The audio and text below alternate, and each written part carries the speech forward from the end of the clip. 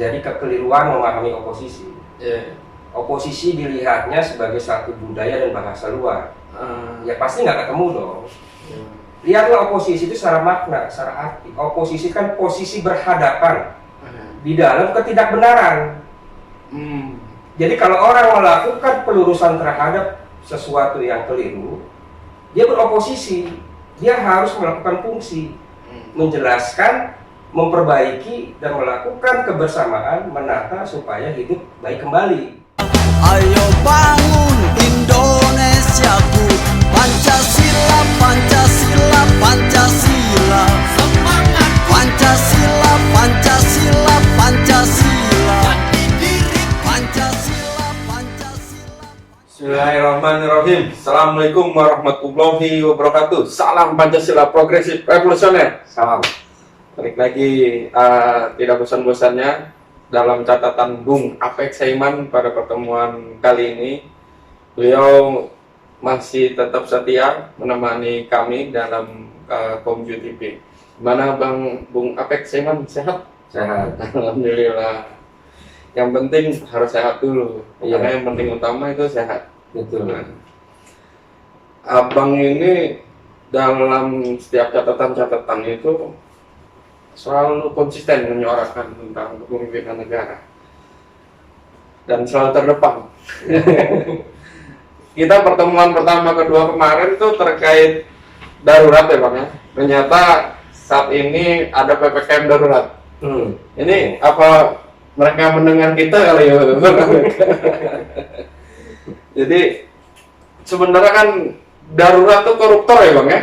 Bukan yang paling penting koruptor ya kan, darurat. Gimana pandemi aja masih bisa koruptor Bang? Tanggapan Abang sedikit Bang terkait darurat. Ya darurat itu kan satu situasi yang mengena terhadap sebuah kehidupan masyarakat luas dan mengancam kehidupan itu sendiri. Nah, pemerintah punya kewenangan dalam melakukan kebijakan untuk melakukan tindakan cepat dan genting, Rasional atau Ya. cepat rasional atau cepat Ya. terukur, terarah dan gimana Bang? harus semuanya terukur. Siap. Di darurat itu ya dibutuhkan dalam situasi memang masalah nasional. Nah, menarik Pak, pada pertemuan kali ini beliau, Bung Apek menuliskan tentang di opininya beliau, terkait gerakan demokrasi dan oposisi. Saya ingin mengulas sedikit Bang, tapi tidak banyak dalam tulisan Abang, bahwa memang merespon pengobatan dalam viral ataupun di media trending pada saat ini adalah king of lip service oleh BEM UI ya Bang ya. Saat ini situasinya di mana-mana ramai dan BEM Nusantara pun ikut reaksi terhadap BEM UI sini, menggalang dukungan di mana-mana terkait apa yang kritis yang dilakukan oleh BEM UI. Tapi bukan BEM Nusantara Bang, karena di trending Twitter kali ini BEM Nusantara katanya mitra pemerintah. Kesalahan buat tagline-nya. Abang melihat ini sebagai membuka memori ya Bang, semasa Abang menjadi aktivis 98, sekarang masih konsisten idealisme. Abang melihat atmosfer ini gimana Bang, gerakan mahasiswa saat ini?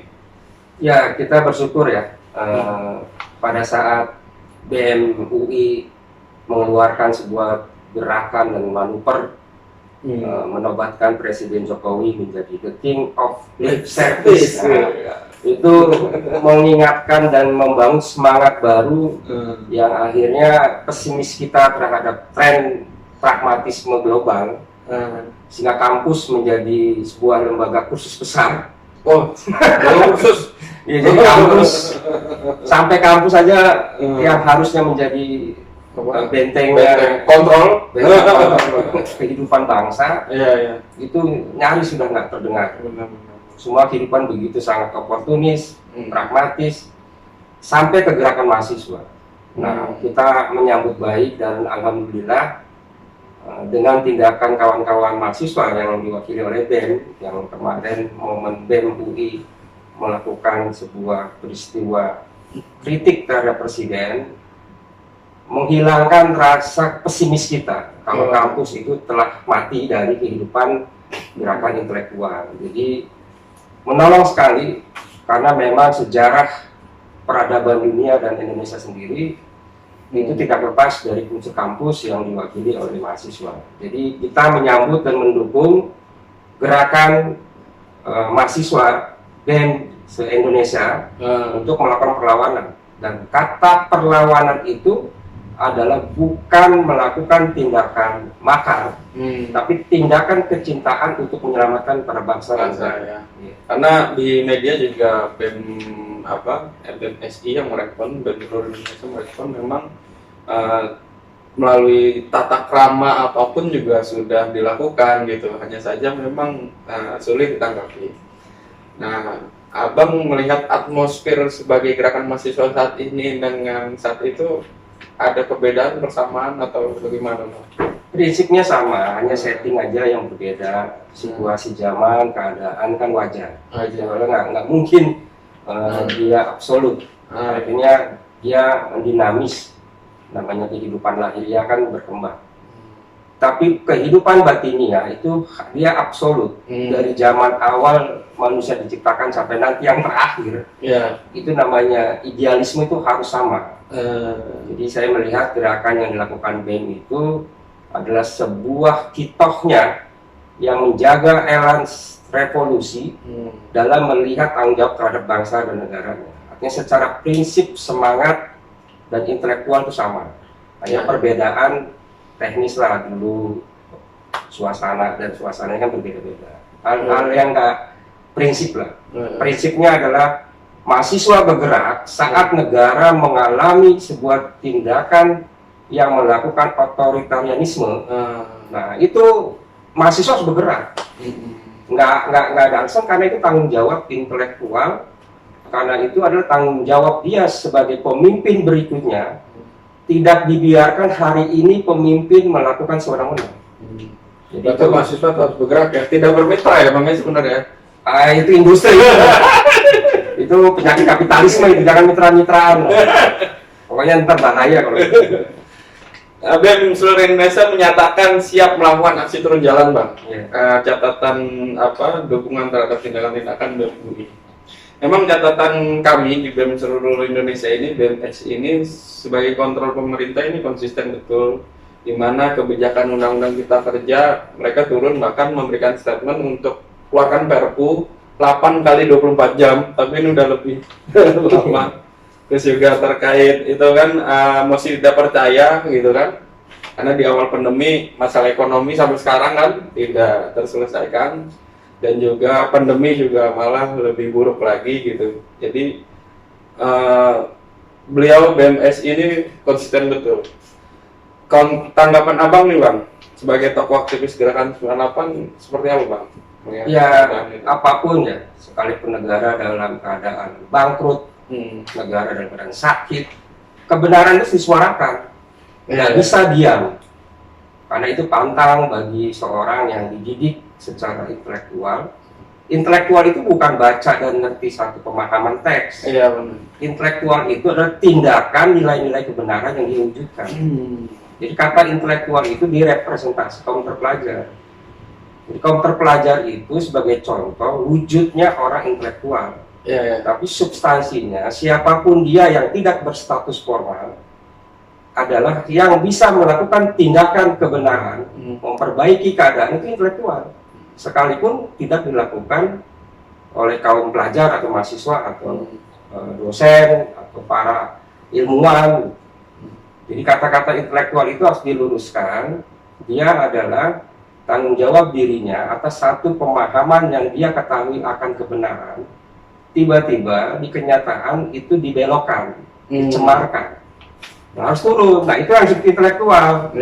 Jadi kalau ada kaum pelajar atau profesor, doktor dan orang ilmuwan tidak melakukan tindakan kepada penataan kebenaran di lapangan, dia bukan intelektual. Tapi dia profesi, pekerja tulis atau baca.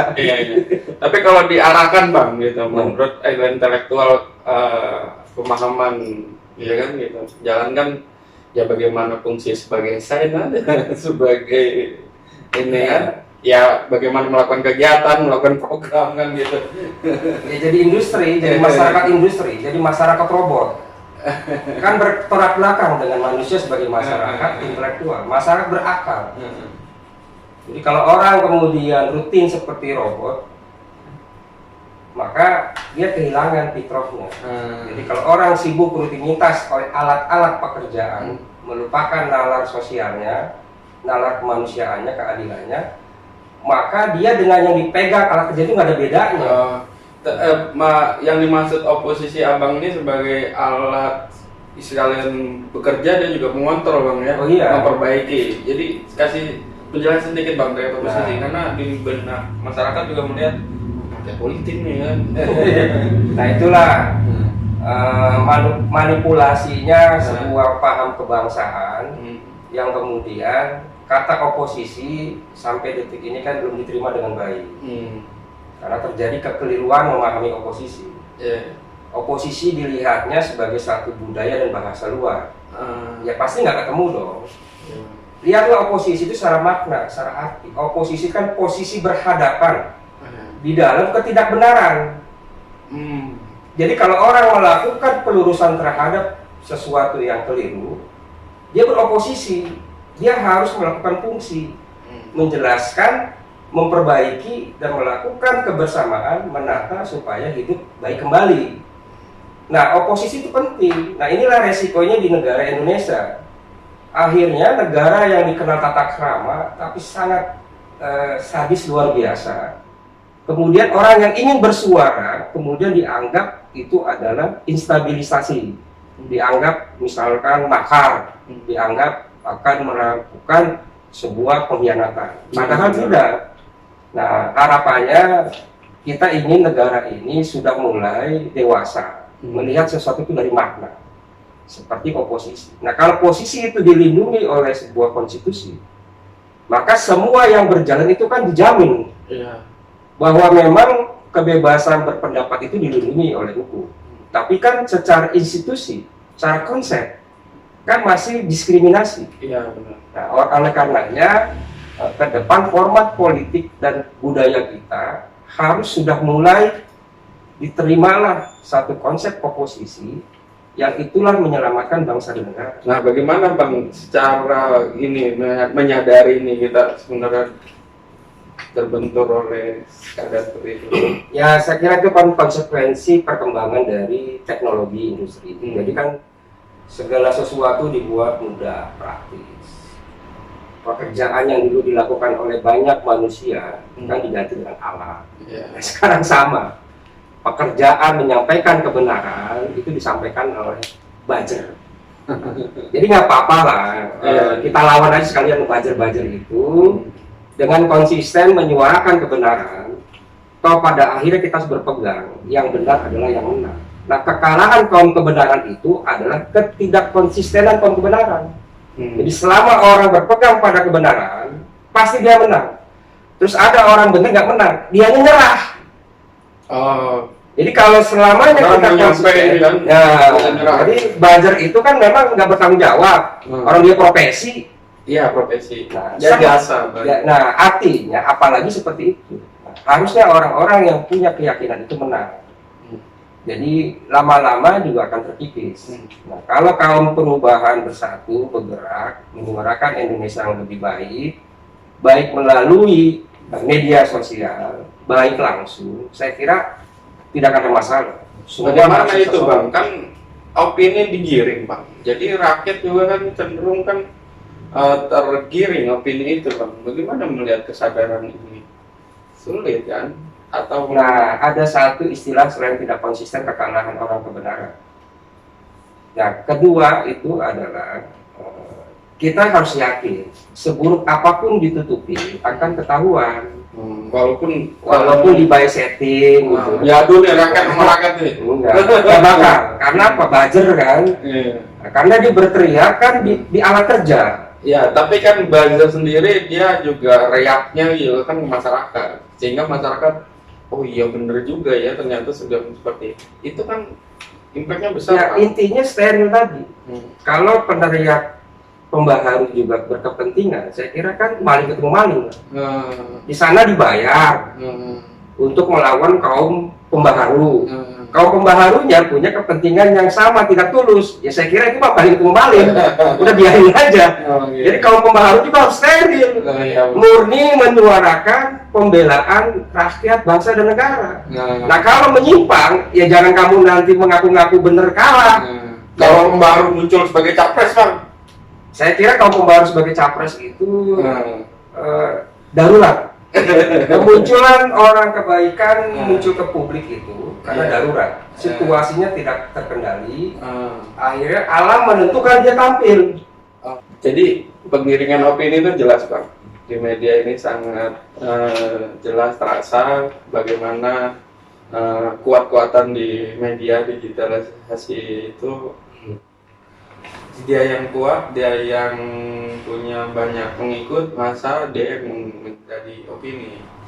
Hanya saja mungkin yang masih steril itu di wilayah-wilayah yang tidak terjangkau dengan jaringan internet. Iya. Tapi kan sebenarnya tokoh-tokoh pemuka agama, tokoh-tokoh masyarakat pun di daerah yang sedikit tersentuh jaringan internet sebenarnya dia mempunyai pengaruh ketika informasinya tidak tepat, tidak disampaikan dengan baik. Dulu mungkin gerakan yang dilakukan Abang adalah dari pintu ke pintu, bagaimana dari satu kampus dengan kampus yang lain. Saat ini melihat dari patron dari kepala keluarga pun juga bisa berubah gitu kan, entah dia sebagai pendukung pemerintah atau sebagai oposisi. Apa Bang? Kasih statement terakhir Bang, bagaimana gerakan rakyat dan mahasiswa ini? Ya penggiringan opini pasti dilakukan oleh siapapun. Cuma kan yang penting kan isinya. Kalau itu untuk menipu, pasti dia akan ada batas waktunya. Akan selesailah kegiatan itu. Nah, yang penting kita dalam melakukan perlawanan itu kan tinjau kepada diri kita tentang kebaikan itu. Nah harapannya itu gerakan mahasiswa adalah menjadi satu tetap bertahan dalam setiap masanya namanya untuk dia menyuarakan kebenaran. Dan inilah harapannya oposisi sudah mulai menjadi sesuatu yang diterima, tidak lagi tabu. Karena ketabuan kita terhadap oposisi maka akan selamanya kita akan menghadapi pasang surut di dalam kestabilan negara. Jadi oposisi itu penting. Oposisi itu penting ya Bang? Penting. Jadi oposisi itu bukan bagian dari di luar partai. Oposisi itu mulia dan konstitusional. Iya, konstitusional. Karena dia sebagai kritis. Iya. Yang bagaimana untuk kontrol juga kan jalan pemerintah. Bagaimana mau jalan lebih baiknya pemerintahan. Ya kan? Ketika oposisi ini dianggap suatu yang salah, bahkan dihabisin. Pasti takut dong. Sama lainnya kan. Orang nggak benar itu pasti takut sama oposisi, udah bisa gitu. Kalau orang baik pasti senang sama oposisi. Bisa aja dibayar wartawan ya kan. Udah bagusin nama gue ya kan. Iya. Wartawan nyebar. Gitu. Nah ini pertemuan pada hari ini menarik bersama Bung Apek. Saiman, beliau konsisten menyuarakan keidealismenya beliau tentang gerakan masyarakat atau gerakan mahasiswa dan oposisi. Saya rasa itu dari kami penutupan hari ini. Silakan bagi teman-teman yang ingin berkomentar dan ingin memberi masukan, silakan. Dari saya, assalamualaikum warahmatullahi wabarakatuh. Salam Pancasila progresif. Profesional. Terus dulu Mbak. Ya.